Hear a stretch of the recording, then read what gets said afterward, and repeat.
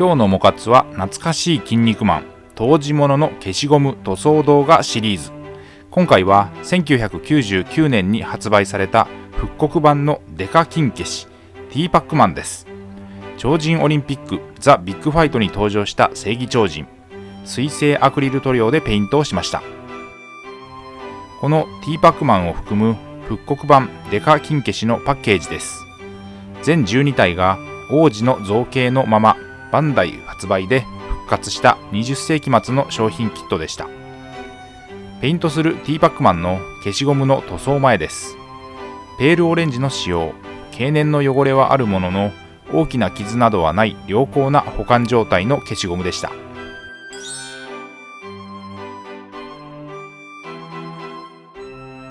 塗装後のレビューを先に、初期のアニメカラー、超人オリンピック当時のカラーリングをイメージした彩色で仕上げました。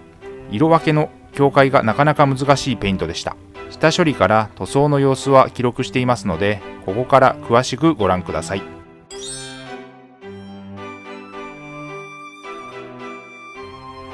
消しゴムフィギュアの塗装はおよそこんな流れで下処理を行います。煮沸して表面のホコリや余計な油分を落とす。ベンジンに漬け込み、可塑剤、塩ビを柔らかくする薬剤を抜く。乾燥させミスタースーパークリア艶消しを吹き、塗装の下地を作る。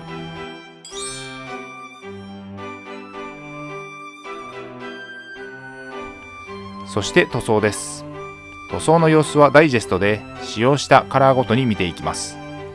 まずは本体に下地としてシタデルカラーのレイヤー、ホワイトスカーを水で溶いて薄く全体に塗りました。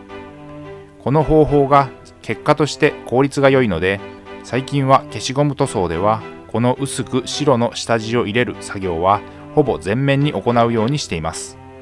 ハケを使って一気に塗るので 2,3 分あればできてしまいます。シタデルカラーはイギリス生まれの水性アクリル塗料で、ミニチュアホビー用のカラー。粘性が高く隠蔽力の強いカラーが多いので、下地の色を気にせずに塗装ができます。下地が完全乾燥した後、まずは手。ファレホのゲームカラー、オレンジファイヤーを使いました。鮮やかなカラーで色分けスタート。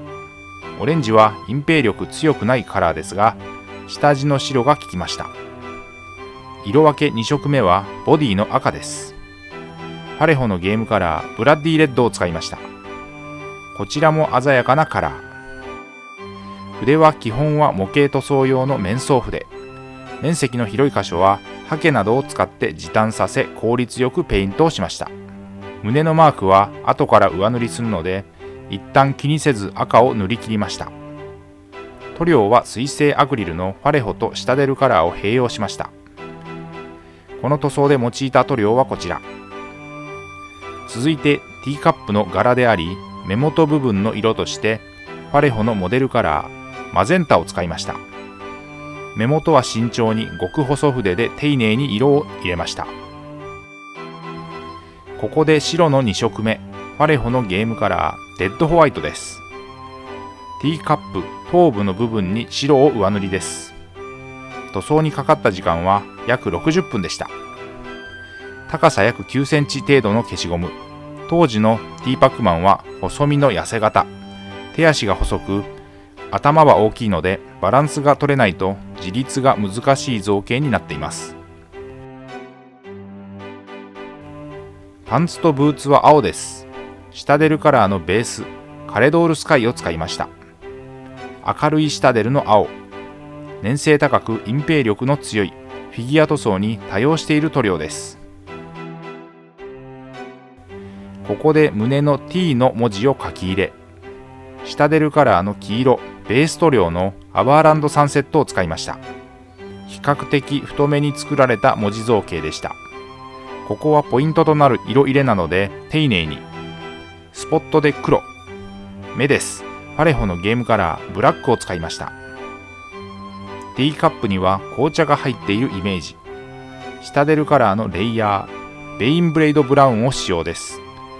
ガイドなしのフリーハンドになったので慎重に塗りました。そして肌カラー。今回は腕部、腹部、脚部です。フパレホのモデルカラーフラットフレッシュを使いました。フレッシュの中では少し濃いめ、はっきりとした色味の出せるカラーです。パレホはスペイン発祥の高性能水性アクリル塗料。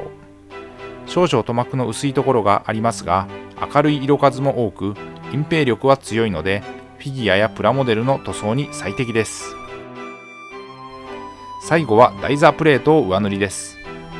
シタデルカラーのさまざまな特殊効果を表現できるカラー種にある粒子で地面地盤を再現するアルマゲドンダストという塗料を使いました。塗装後はソフト99コーポレーションのボデーペンクリアを全体に吹き乾燥させます。台座をつけて塗装後です。